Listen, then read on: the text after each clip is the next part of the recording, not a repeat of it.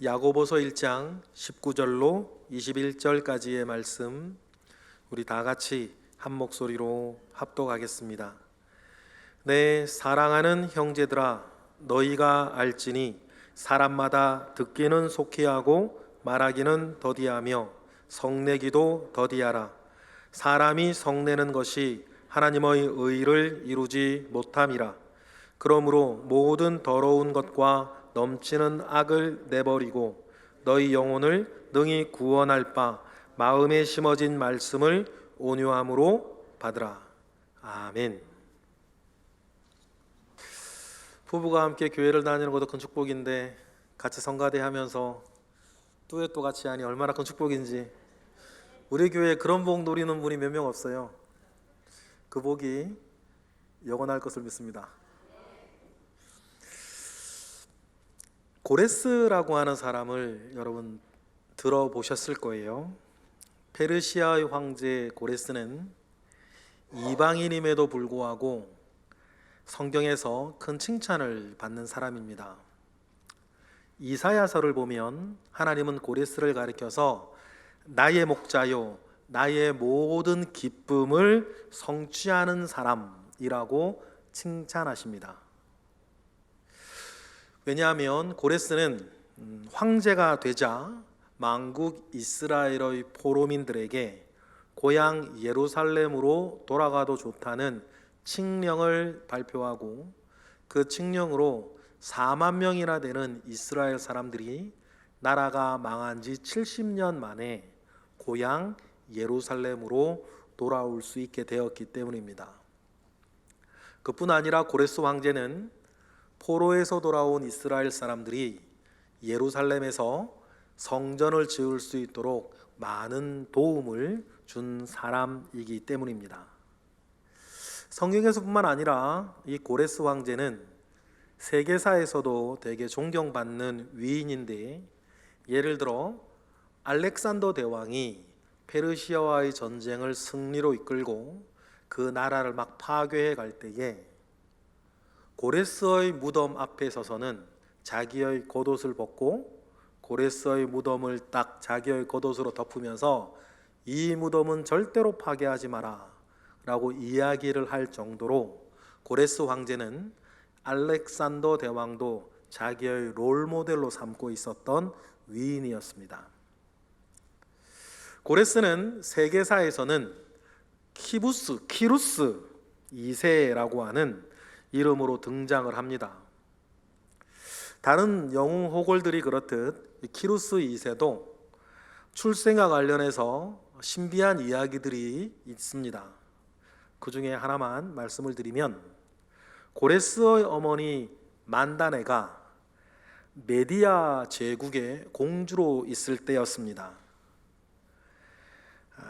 어느 날 메디아의 황제 아스티아게스가 요상한 꿈을 하나 꾸는데 자기의 딸인 만다네가 소변을 보는 꿈이었어요. 그런데 그 소변 양이 너무 많아서 제국 전체가 잠기는 꿈입니다. 이 꿈을 이상하게 생각한 황제 아스티아게스가 사제들을 불러서 이게 무슨 꿈인지 해몽을 해달라 그러죠. 그러자 사제들은 이렇게 해석을 해줍니다. 만다네에게서 태어나는 아들이 제국을 위협하는 꿈입니다 라고 말을 해주죠. 그래서 걱정이 된 아스티아게스는 만다네를 보잘것없는 변방 캄비세스 1세와 결혼을 시켜버려요.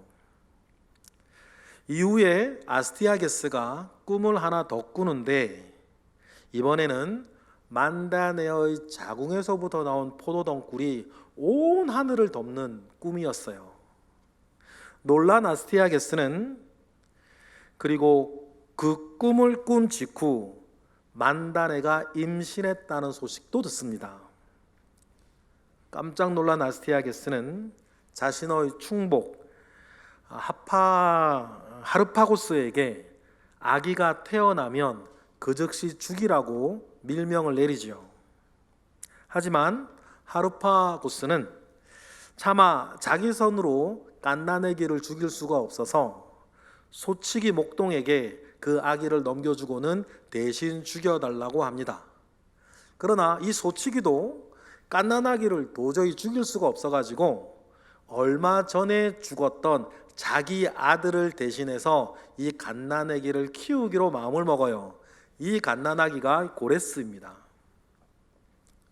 그렇게 소치기에서 자라게 된 이 고레스가 10살이 되던 해에 여느 동네 아이들과 같이 왕놀이를 하면서 노는데 왕으로 뽑힌 이 고레스가 메디아의 고위 관리의 아들을 두드려 패버려요. 왜 패버렸냐면 천한 소치기의 아들의 명령을 따를 수 없다고 그래가지고 두드려 패죠. 그래서 고레스는 고발을 당했고 메디아의 왕 아스티아게스에게 불려갑니다. 왕은 아이에게 어찌된 일이냐 묻죠. 이에 고레스는 이렇게 대답을 합니다. 비록 놀이이기는 하지만 왕의 명령을 거역하는 신하를 내버려둘 수 없었기 때문입니다. 그렇게 대답을 해요. 아스티아게스는 이 범상치 않은 아이가 자기 외손자인 것을 알아차립니다.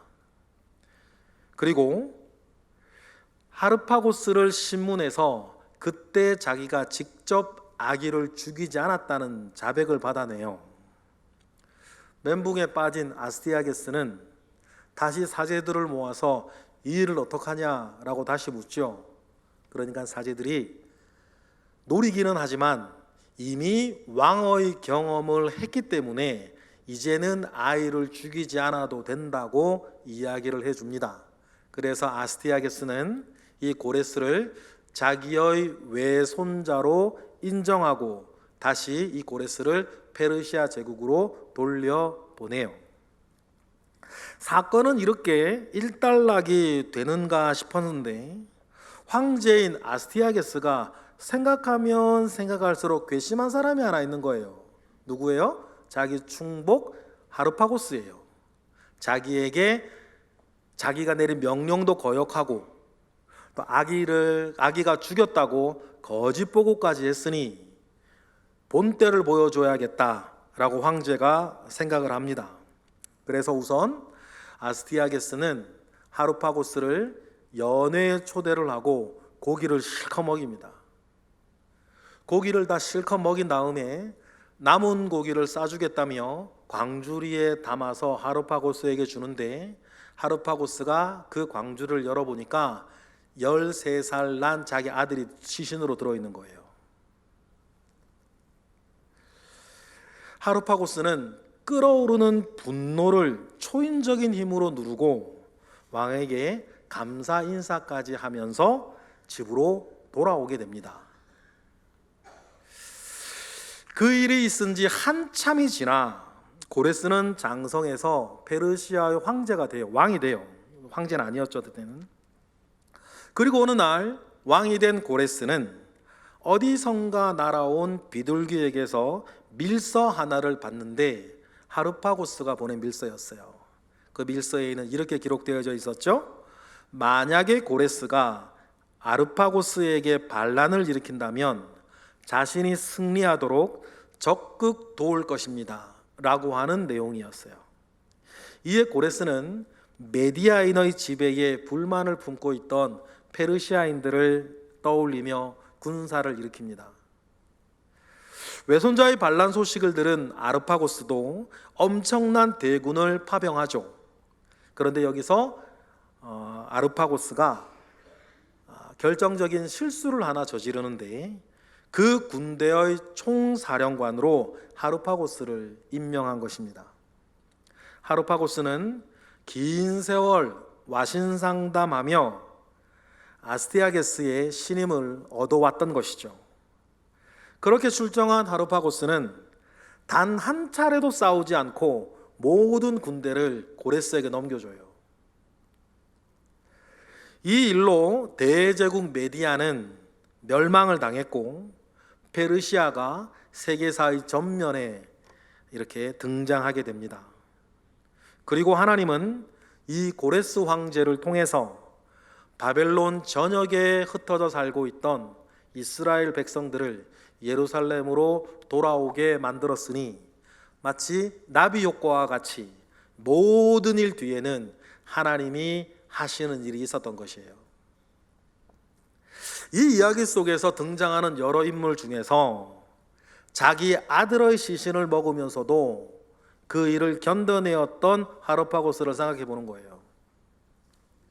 인간이 참 무섭구나 라고 하는 것도 느끼고, 또 더 중요한 것을 위해서 지금의 분노를 이겨내고 오랜 시간 기다렸던 그 신념도 한번 생각해 봐요.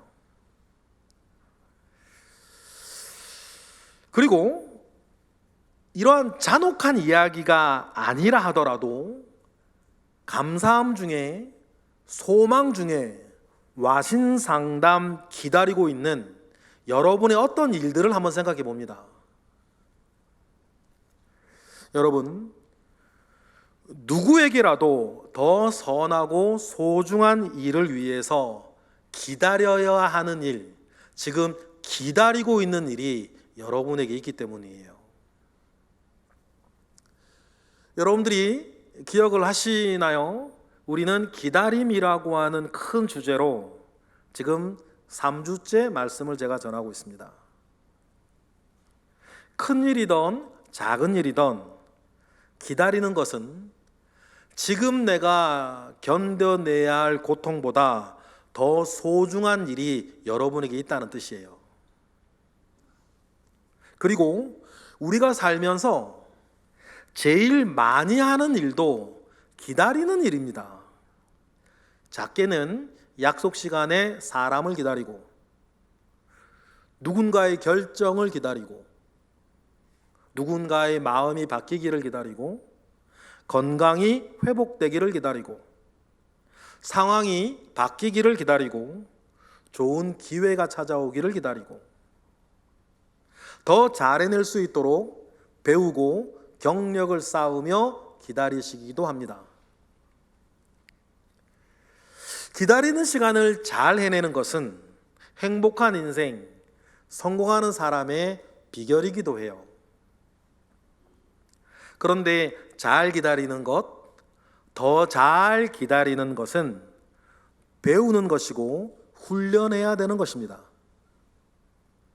저절로 잘 기다리는 법을 터득할 수는 없어요. 여러분, 무작정 시간을 보내는 것은 기다리는 것이 아닙니다. 허송세월하는 거죠. 기다리는 동안에 원망과 두려움과 짜증이 가득하다면 그것은 나쁜 기다림이에요. 좋은 기다림은 잠잠히 주님을 바라보며 믿음으로 한 걸음 한 걸음 내디딜 수 있는 영적인 능력이거든요. 그렇다면 좋은 기다림의 이유에는 우리 주님이 계십니다. 우리가 좋은 기다림을 가질 수 있도록 힘을 주시고 소망을 주시는 분도 주님이세요. 우리 예수님께서 여러분을 지금 돕고 계십니다. 믿으세요? 그러면 기다리는 거예요. 뭘 바라보고? 주님을 바라보고. 또 돕기 위해 우리 주님이 여러분에게 오고 계십니다. 이처럼 우리 예수님이 우리에게 오시는 이유는 우리의 풍성함을 위해서라고 우리 주님이 직접 말씀하셨단 말이에요. 요한복음 10장 10절 보실까요? 다 같이 시작. 도둑이 오는 것은 도둑질하고 죽이고 멸망시키려는 것뿐이요 내가 온 것은 양으로 생명을 얻게 하고 또 풍성히 얻게 하려는 것이라. 여러분 믿으세요? 주님이 여러분에게 오고 계십니다. 도우시려고. 그는 자신의 양에게 생명을 주고 그 양이 생명을 더욱더 풍성하게 누리게 하기 위해서 내가 왔다고 그러셨어요. 생명을 풍성히 누리는 것, 생명 활동을 줄여 생활이라 부르는데, 우리의 생활이 생명으로 가득 차게 하기 위해서 주님은 오셨고 오실 것이에요. 오셔서 여러분을 도우실 것입니다. 그러니 이러한 풍성한 생명을 얻고 누리는 데에는 역시 우리 역시 그 생명을 누릴 수 있는 사람으로, 받아들일 수 있는 사람으로 우리도 숙성되어져야 되는 시간, 성숙해야 되는 시간이 있어야 되는데, 숙성되어지는 그 시간을 뭐라고 불러요? 세자로 기다림이라 부르는 거예요. 구원은 믿는 순간에 주어지지만 성결은, 성숙은 때때로 오랜 숙성의 시간이 필요하기도 합니다. 그러니 여러분, 우리는 그 선하신 주님을 바라보며 오늘을 더욱 잘 기다리며 사시는 저와 여러분이 되시기를 원해요. 전도서의 가르침처럼 천하만사가 다 때가 있는 것 아닙니까? 그러니 그 때가 있다는 사실을 믿고 오늘 여러분 잘 기다리세요. 전도서 3장 1절에 다 같이 시작. 범사의 기한이 있고 천하만사가 다 때가 있나니. 그러니 모든 때를 주관하시는 하나님, 그가 가장 좋은 것을 가장 좋을 때에 여러분에게 주실 것을 믿고 오늘을 성실히 살며 포기하지 말고 말 그대로 양선, 선을 추구하며 사시는 거예요. 갈라디아 6장 9절 10절 다 같이 시작. 우리가 선을 행하되 낙심하지 말지니 포기하지 아니하면 때가 이름에 거두리라. 그러므로 우리는 기회 있는 대로 모든 이에게 착한 일을 하되 더욱 믿음의 가정들에게 할지니라. 믿으시면 아멘 하세요. 주님이 주시는 말씀을 붙잡고 우리 주님을 바라보며 포기하지 아니하고 잘 기다리는 것이 여러분 우리에겐 필요하고, 잘 기다리는 사람에게 특징이 있어요. 자, 내가 잘 기다리고 있나 잘 못 기다리고 있나를 가늠하는 시금석 같은 것이 있는데, 그것이 뭐냐면 잘 기다리는 동안에는 후회할 만한 일들이 만들어지질 않아요. 하지만 잘 기다리지 못하여 후회할 것을 남겨지는 일들이 있는데, 그것은 여러분 잘 기다리지 못하고 있다는 뜻이에요. 조금만 더 기다리고 인내하면 되는데 자기의 바닥을 드러내고 일을 그르치는 일들이 생각 외로 우리 주변에 많기 때문이죠. 특별히 인내하지 못하고 폭발하거나 낙심하거나 그래서 선한 일을 포기하게 만드는 가장 큰 원인이 여러분 분노라고 하는 것이에요. 우리가 기다리는 동안에도 풍성한 생명을 누리기 위해서, 기다리는 시간을 잘 보내기 위해서 우리가 신경 써야 하는 것이 뭐냐면 분노 관리예요. 폭발하는 분노든 은밀히 자리하고 있는 분노든. 왜냐하면 많은 비극들이 분노를 잘 다스리지 못해서 생기기 때문이에요. 모든 분노가 다 나쁜 것은 아닙니다. 불의에 대해서 일어나는 의분도 있습니다. 그리고 분노라고 하는 것을 잘 사용하면 선한 에너지의 원천이 되기도 해요. 그래서 놀라운 결과를 얻어내기도 합니다. 때로는 하나님도 분노하셨어요. 예수님도 성전을 청결하게 하실 때 분노하셨죠. 이와 같은 의분은 좋은 것입니다. 그렇지만 의분이라 하더라도 잘 조절되어져야 돼요. 여러분의 표정과 여러분의 말과 여러분의 행동으로. 오늘 우리가 읽은 야고보서에 나오는 분노는 의분이 아닙니다. 잘못된 이유에서 나온 분노, 옳지 않은 방향으로 폭발하는 분노를 말해요. 이러한 분노를 성경은 뭐라고 얘기하냐면 성냄, 다른 말로 화라고 표시합니다. 야고보는 성내는 것을 더디 천천히 하라고 합니다. 그 이유도 다음과 같이 말해줘요. 오늘 본문 다시 한번 읽어보실까요? 시작. 내 사랑하는 형제들아, 너희가 알지니 사람마다 듣기는 속히 하고 말하기는 더디하며 성내기도 더디하라. 사람이 성내는 것이 하나님의 의를 이루지 못함이라. 성내는 일로 하나님의 의를 이루지 못하기 때문이라고 말을 해요. 여러분, 모든 일이 그렇습니다. 화를 낸다고 해결된다면 세상 일이 얼마나 쉽겠습니까? 여러분도 분명히 아시는 것처럼 화를 내면 잠시 속이 후련해질 수는 있습니다. 그러나 아무것도 해결되는 것은 없고 나나 상대방에게 상처만 남길 뿐 아닙니까? 그리고 이어지는 21절에는 성내는 것 대신에 해야 할 일이 무엇인지를 우리에게 가르쳐줘요. 그것은 하나님의 말씀을 온유한 마음으로 받고 순종하는 일입니다. 21절 읽어보겠습니다. 시작. 그러므로 모든 더러운 것과 넘치는 악을 내버리고 너희 영혼을 능히 구원할 바 마음에 심어진 말씀을 온유함으로 받으라. 할렐루야. 마음의 분노 대신 하나님의 말씀을 심어 하나님의 말씀에 순종하며 살고, 그러면서 하나님이 하실 일을 기대하며 살라는 것이에요. 여러분, 이와 같이 하나님을 기대하며 사는 저와 여러분 되시기를 바랍니다. 깊은 영성을 가진 사람들이 이구동성으로 공의하는 말이 이거예요. 잘 기다리기 위해서는 성내는 것, 노하는 것, 짜증내는 것, 큰 소리 치는 것을 경계하라고 이구동성으로 말한다는 거죠. 그래서 잘 기다리는 것이 성숙의 척도이고, 사도 바울도 성숙한 그리스도인들이 마땅히 버려야 할 것들을 다음의 것들이라고 얘기를 해주셔요. 에베소서 4장 31절부터 다 같이 시작.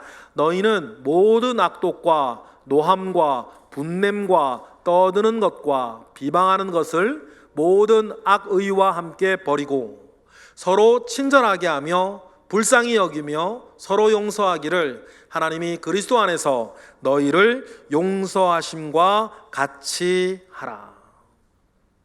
성경은요, 우리 속에 성냄이나 노함이나 분냄이 있다는 것 자체를 인정합니다. 그렇지만 그것이 결코 우리를 행복하게 만들어주지는 않을 것이라는 것도 분명히 가르쳐줘요. 분노는 우리가 기다리는 시간을 더욱 고통스럽게 만들고, 시간이 더 가면 부러져서 결국 견디지 못하게 만드는 우리의 영적 대적이기 때문이에요. 따라서 좋은 기다림을 위해서는 여러분 속에 있는 이 분노를 잘 관리하셔야 돼요. 분노를 어떻게 관리해야 하는지에 대한 성경의 가르침은 성에 참 많이 나옵니다. 그 중에 우리 몇 가지만 살펴보면 다음과 같아요. 잠언서 29장 11절 다 같이. 어리석은 자는 자기의 노를 다 드러내어도 지혜로운 자는 그것을 억제하느니라. 분노와 관련돼서 성경의 일관된 가르침은 이런 것들이에요. 되도록 드러내지 말라는 것입니다. 행여나 분노하더라도 서서히 한 템포 죽여서 생각할 시간을 천천히 가지라는 거예요. 그러면서 분노하기보다 용서할 수 있는지에 대해서 도전해보라 그러죠. 잠언서 19장 11절 다 같이 시작. 노하기를 더디하는 것이 사람의 슬기요 허물을 용서하는 것이 자기의 영광이니라.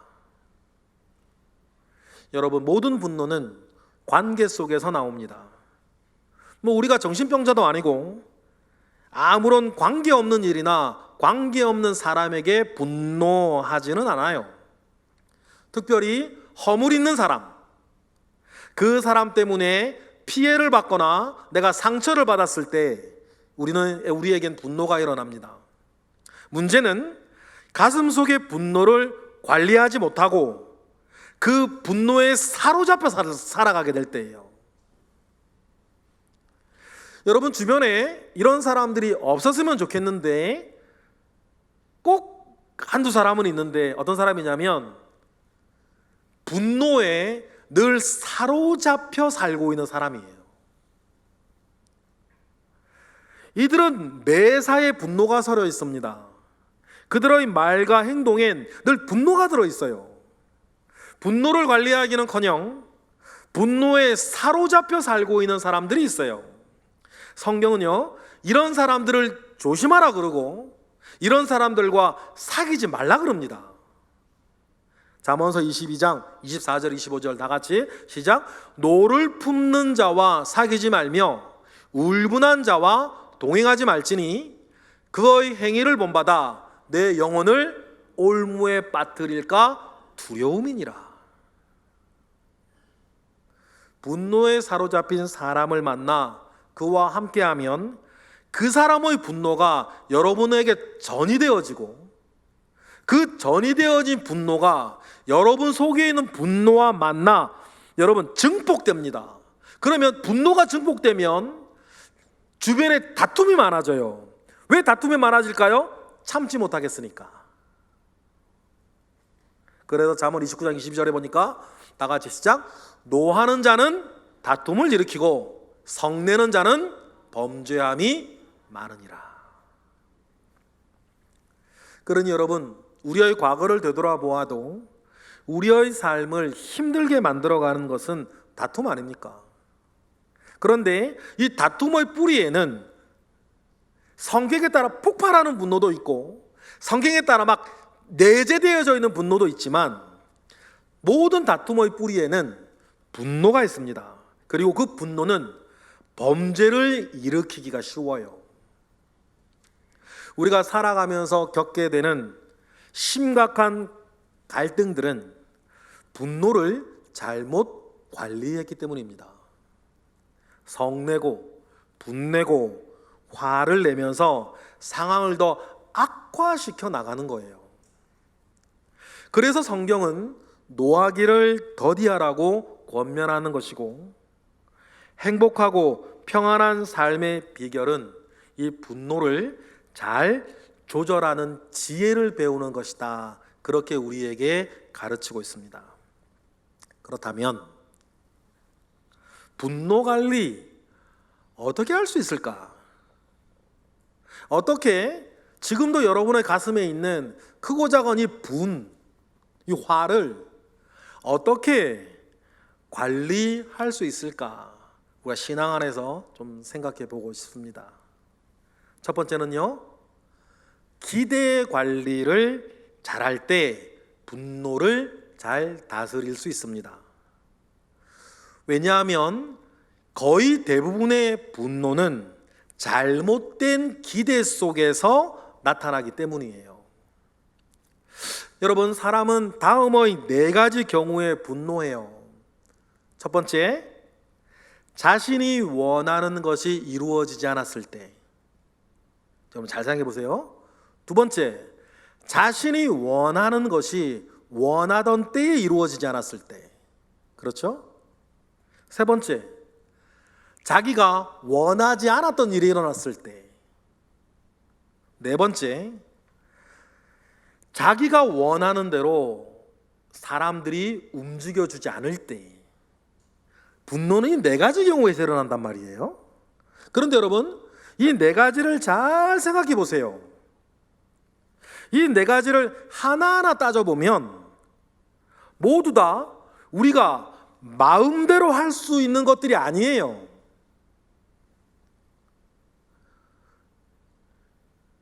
사람을 우리 마음대로 할 수 없고 그 때를 우리 마음대로 할 수 없어요. 사람과 때를 주장할 수 있는 분은 하나님밖에 없지 않습니까? 그러니까 하나님만이 하실 수 있는 일을 우리가 하려고 하니 뜻대로 되지 않고, 뜻대로 되지 않으니 분노가 일어나고, 분노 관리가 제대로 되지 않으니 삶이 어려워지는 것 아닙니까? 그러니 인생의 불행은 내가 제어할 수 없는 일을 제어하려고 할 때 일어나는 것이에요. 그래서 여러분 신앙생활하면서 제일 많이 듣는 신앙의 덕목이 뭐냐면 맡김 아니면 내려놓음.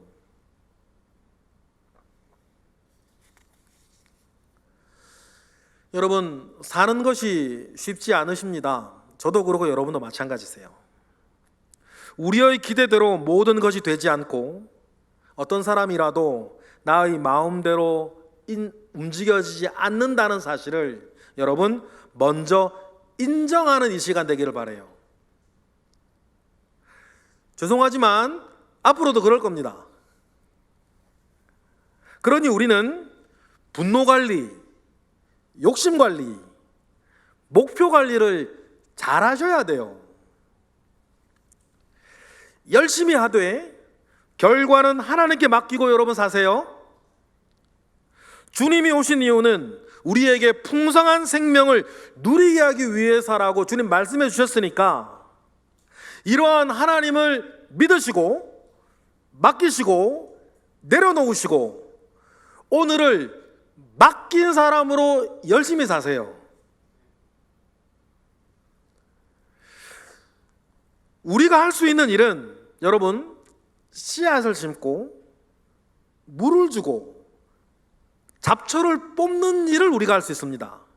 그런데 여러분 그 일 자체가 씨앗을 자라게 하는 것은 아니에요. 환경을 만들어주는 거죠. 그런데 우리가 씨앗을 심고 물을 주고 잡초를 뽑을 때 자라게 하시는 이는 하나님이시다. 그러니 우리는 자라게 하시는 하나님을 신뢰하시고 열심히 심으시고 열심히 물도 주시고 열심히 잡초 뽑으시고 결과는 맡기자. 하나님께서 가장 좋은 것을 가장 좋은 때에 여러분에게 주실 거니까. 둘째, 성령을 통한 변화와 성숙으로 분노를 다스려 가셔야 합니다. 미숙한 사람은 쉽게 화를 냅니다. 그러나 성숙한 사람은 화를 다스리죠. 화는 어린아이, 우는 어린아이 달래듯이 달래가야 되는 거 아닙니까? 성숙한 사람은 고린도전서에도 오래 참고 온유하며 모든 것을 견딘다 그러잖아요. 성령께서 우리에게 주시는 성숙의 열매 가운데에서도 절제라는 것이 있어요. 절제란 자기 마음을 다스리는 것 아닙니까? 특별히 하나님 외에 다른 것에 내 마음이 사로잡히지 아니하도록 자기를 다스려 나아가는 것을 절제라고 해요. 노를 바라는 사람은 노에 사로잡혀 있고 분노 때문에 자기를 다스리지 못합니다. 그리고 나중에 후회해요. 그런데 성령 충만하게 되면 마음에 평화가 임하고 분노를 여러분 잘 다스리게 되는 거죠. 여러분 성령 충만함을 구하세요. 성령 충만함 가운데에 많은 좋은 것이 들어있고 그 안에는 내 속에 있는 분노를 다스리는 지혜와 능력도 들어있으니까 말이에요. 세 번째는 기도를 통해서 분노를 다스릴 수 있습니다. 분노를 다스리는 가장 큰 무기는 기도예요. 마음속에 화를 품고 자기 성품으로 억누르고 삭히려고 들면 오히려 정신건강에 해롭고 나중에 잘못되면 화병을 얻지 않습니까? 그러니 우리는 분노를 하나님 앞에 가지고 가야 됩니다. 그리고 하나님 앞에 기도하면서 화를 하나하나 풀어가셔야 돼요. 그러면 놀라운 변화가 여러분들 속에서 일어나게 될 것이에요. 기도를 잘하면 쉽게 분노하는 기질도 고칠 수 있습니다. 기도하면 하나님께서 여러분의 감정을 다스려 주실 거예요. 기도하면 분노를 거룩한 에너지로 바꾸실 수 있어요. 기도하면 자기를 다스릴 성령의 능력을 얻게 됩니다. 우리가 분노 중에서라도 기도하면 화를 다스려지고 마음이 고요해지면서 분노는 사라지고 오히려 좋은 에너지가 남을 거예요. 그러면서 좋은 기다리는 시간이 여러분에게 찾아오게 될 것입니다. 여러분, 그래서 기도하는 거예요. 여러분, 이렇게 잘 아시는 그 이야기 하나 있으시지 않습니까? 백조가 잔잔한 호수에 고상하게 떠다니고 있는데 수밑 백조의 발은 발발발발발발 거리고 있는 거 아니에요. 우리 그리스도인들에게 기도하는 것은 호수 아래 백조의 발짓과 같아요. 백조가 힘들다고 발질을 멈추면 가라앉거나 픽 쓰러지거나, 그러나 정직하게 하나님 아버지 앞에 기도하는 사람은 여러분, 그 기도가 주는 유익 가운데에 여러분의 삶은 호수 위의 백조처럼 고요하고 단정하고 평화로우나 능력 있게, 우리가 사실 바라는 삶이 이런 거 아닙니까? 예수님의 생애를 한번 생각해 보세요. 그의 삶은 담대하고 능력이 있었으나 동시에 깊은 고요함도 있으셨어요. 의분을 품고 성전을 청결하게 하실 때에도 그는 흥분하지 않으셨습니다. 십자가를 지실 때에도 억울해하지 않으셨어요. 성을 내거나 짜증을 내지 않으셨습니다. 십자가에서 죽으실 때에도 사람들을 원망하지 않으셨고 오히려 그들을 용서하셨고 양편에 있는 강도들을 돌보셨어요. 여러분, 부디 좋은 기다림을 위해 분노 관리를 잘 하시는 우리 모두가 되기를 바랍니다. 결국 하나님께서 가장 선하게 모든 것을 마무리해 주실 거예요. 우리의 몫은 하나님이 하신 선한 일이 여러분들의 눈에 딱 보이기 전까지 잘 기다리시는 겁니다.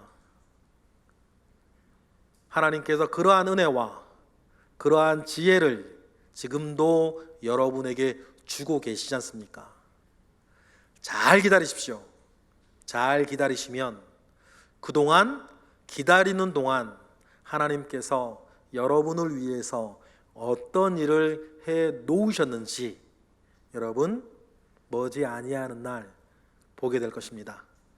그 하나님을 믿고 오늘을 양선의 마음으로 살아가시되 열심히 살아가시는 우리 모두가 되기를 주님의 이름으로 축복합니다. 기도하겠습니다. 할렐루야. 하나님, 감사와 영광을 올려드립니다. 크신 은혜 가운데에 오늘 우리가 살고 있으니 큰 능력 가운데에 우리와 함께 하시고 우리의 삶이 능력 있으나 평화롭게 하시고 평화로우나 능력 있게 하시옵소서. 예수 그리스도의 이름으로 기도드렸나이다. 아멘.